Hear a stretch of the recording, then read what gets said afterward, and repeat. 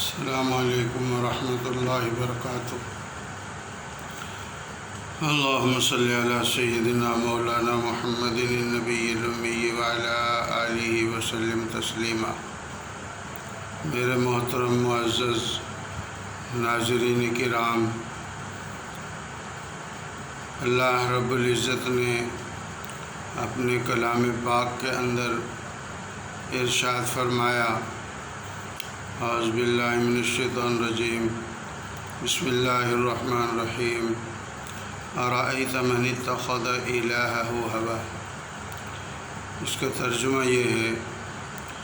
کیا آپ نے ایسے شخص کو دیکھا جس نے اپنی خواہش کو اپنا معبود بنا رکھا ہے؟ میرے محترم ناظرین کرام، اس آیت کے اندر اللہ تعالیٰ کی طرف سے انسان کو ایک بہت بڑی وارننگ دی جا رہی ہے، اور وہ وارننگ یہ ہے کہ جو انسان اپنی خواہش کے اوپر زندگی گزارتا ہے، وہ حقیقت میں خواہش کو ہی اپنا رب اور اپنا معبود سمجھ کر زندگی گزارتا ہے، اور اللہ تعالیٰ نے ایسے شخص سے اپنی ذمہ داری ہٹا لی ہے اور اپنے آپ کو اس کا معبود ماننے سے انکار کر دیا ہے۔ یہ بہت سوچنے کی، سمجھنے کی، فکر کرنے کی بات ہے، اور یہ اپنے دل کے اندر جھانکنے کی بات ہے کہ ہم لوگ اپنی زندگی کو کیسی گزار رہے ہیں۔ ہم سارے دن کے اندر جتنے بھی کام کرتے ہیں، جتنی بھی ذمہ داریوں کو پورا کرتے ہیں، یا جتنی بھی ضرورتوں کے پیچھے ہم جاتے ہیں، اس میں ہم اپنی دل کی خواہش کو کتنا سامنے رکھتے ہیں، اور اللہ کی رضا اور اس کی خواہش کو کتنا سامنے رکھتے ہیں۔ اس سے ہم یہ بھی اندازہ لگا سکتے ہیں کہ ہم ایمان کے کس درجے کے اوپر زندگی گزار رہے ہیں۔ میرے محترم دوستو، انسان پورا کا پورا مسلمان اسی وقت بنتا ہے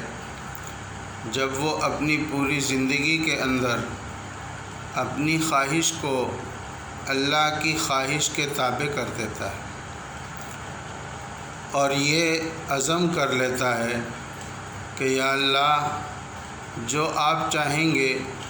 وہی میں چاہوں گا، اور جو آپ حکم فرمائیں گے اسی حکم پر میں تعمیل کروں گا۔ آج ہم دیکھ رہے ہیں کہ ہم اپنی ضرورتوں سے آگے نکل کر خواہشات کی، بہت بڑے خواہشات کے جنگل میں جا چکے ہیں، پھنس چکے ہیں۔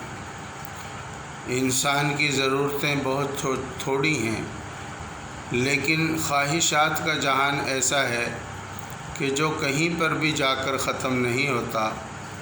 اور یہ فرمایا پیارے نبی صلی اللہ علیہ وسلم نے کہ خواہشات والا انسان جو ہے، اس کا دنیا کے اندر کبھی بھی پیٹ نہیں بھرتا۔ اگر اس کو اللہ تعالیٰ پورا ایک جہان بھی عطا فرما دیں، یعنی پوری دنیا عطا فرما دیں، تو پھر بھی وہ دوسرے جہان کی خواہش کرتا ہے اور کرے گا۔ اور یہ بھی فرمایا کہ خواہشات والے انسان کا پیٹ صرف قبر کی مٹی بھر سکتی ہے۔ تو میرے محترم ناظرین کرام، ہم اس بات پر فکر کریں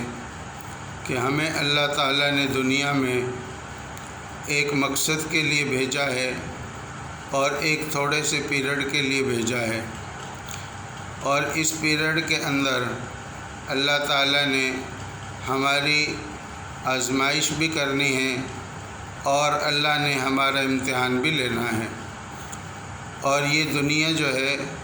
یہ آخرت کی کھیتی ہے، یہاں پر ہم جتنا محنت کریں گے آخرت کے لیے اتنا ہی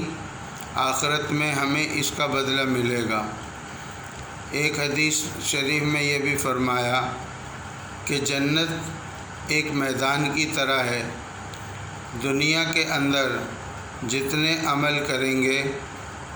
اتنی ہی جنت ہماری بہتر بن جائے گی۔ جو شخص ایک مرتبہ دنیا میں سبحان اللہ کہتا ہے یا الحمدللہ کہتا ہے یا اللہ اکبر کہتا ہے تو جنت میں اس کے لیے ایک درخت لگا دیا جاتا ہے۔ اب یہ جتنا ذکر بڑھاتا جائے گا اللہ کا اتنے ہی جنت میں باغات اس کے لیے تیار ہوتے رہیں گے۔ اور پھر اسی طرح جب نماز پڑھتا ہے، جب تلاوت کرتا ہے، جب مسلمان کے ساتھ انسانیت کے ساتھ حسن سلوک کرتا ہے، جب کسی مشکل میں پھنسے ہوئے لوگوں کی مدد کرتا ہے، اور جب فریضہ قربانی ادا کرتا ہے، فریضہ حج ادا کرتا ہے، فریضہ رمضان کے روزے ادا کرتا ہے، تو اسی قدر اس کے لیے آخرت کی ترقیاں وہ بڑھا دی جاتی ہیں، اور جتنا یہ یہاں سے کما کر گیا اتنا ہی اس کو وہاں سے نتیجہ اور بدلے کی شکل میں جنت کے اندر وہ سب کچھ مل جائے گا۔ میرے محترم ناظرین کرام، ایک یہ ہمارے لیے بہت بڑی حوصلہ افزا بات ہے کہ اللہ تعالیٰ قیامت والے دن ہمارے اعمال کو تولیں گے،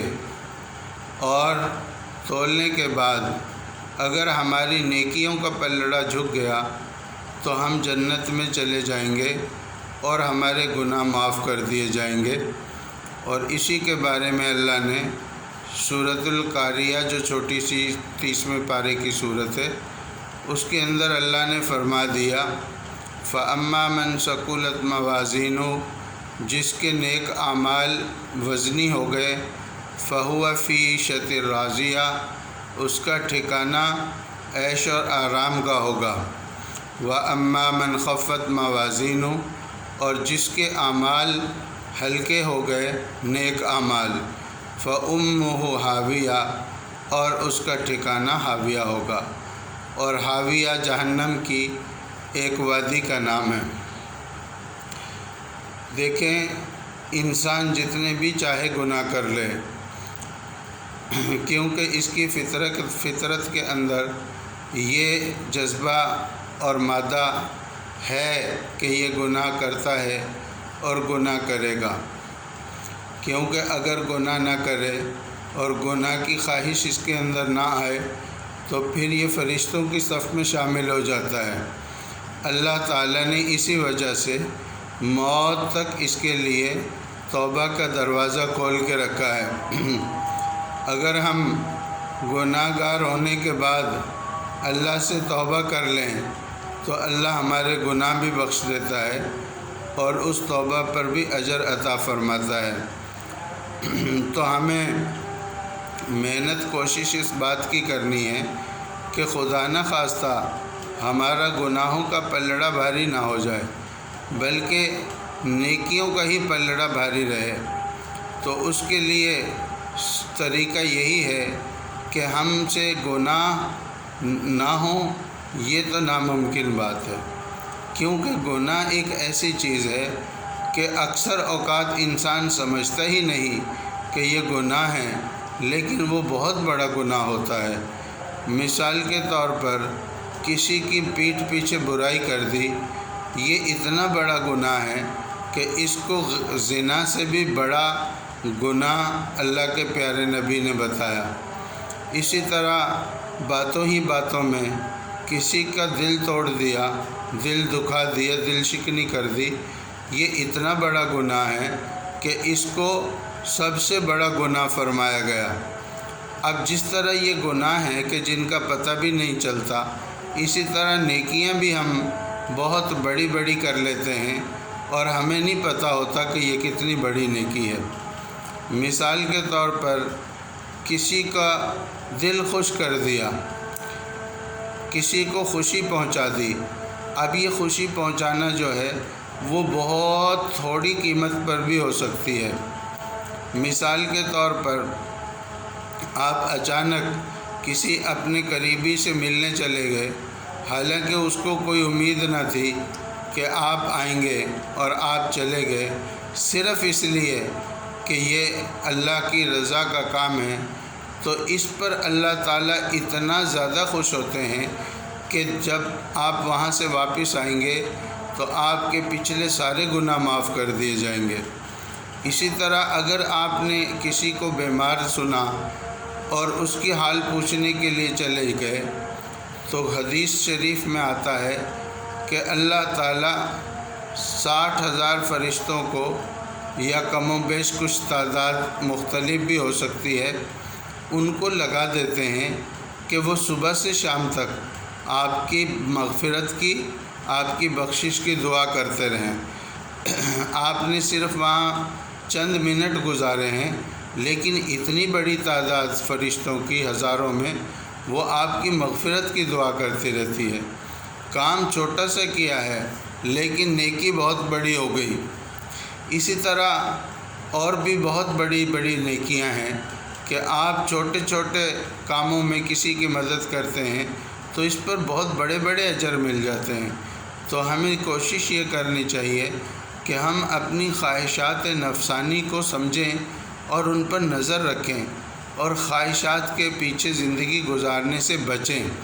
اکثر خواہشات ہی تو ہمیں پریشانیوں میں ڈالتی ہیں۔ خواہشات کا راستہ ہی پریشانیوں کا راستہ ہے۔ جب تک انسان اپنی ضرورت تک رہتا ہے، جب تک اس کی نہ تو ضرورت پوری ہونے میں کوئی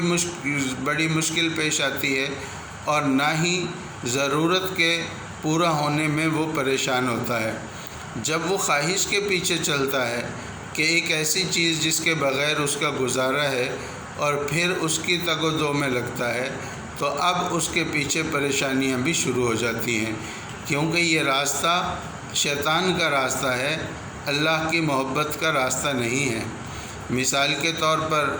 آپ کے پاس ایک چھوٹا گھر ہے جس میں آپ آرام سے زندگی گزار رہے ہیں، لیکن آپ نے خواہش کر لی کہ میرا گھر جو ہے بڑا ہونا چاہیے۔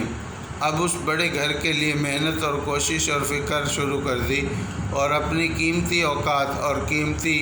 ذہنی صلاحیتیں اس پر لگانا شروع کر دی، تو اب ایک زندگی کا طویل عرصہ جو ہے اسی کو پورا کرنے میں لگ جائے گا۔ اور اسی طرح اور بھی دوسرے معاملات ہیں دنیا کے۔ میری دعا ہے اللہ تعالیٰ ہم سب کو سمجھ عطا فرمائے، اور ہمیں اپنی محبت اور اپنا تعلق عطا فرمائے، اور ہمیں ایسا ہی بنا دے جیسا رب ہمیں دیکھنا چاہتا ہے، اور اپنے پیارے محبوب صلی اللہ علیہ وسلم کی اتباع والی زندگی گزارنے کی توفیق نصیب فرمائے، اور ہمیں کہا سنا جو ہے اس پر عمل کی توفیق نصیب فرمائے۔ اللہم صلی وسلم دائما ابدا علی حبیبک خیر الخلق کلہم۔ السلام علیکم ورحمۃ اللہ وبرکاتہ۔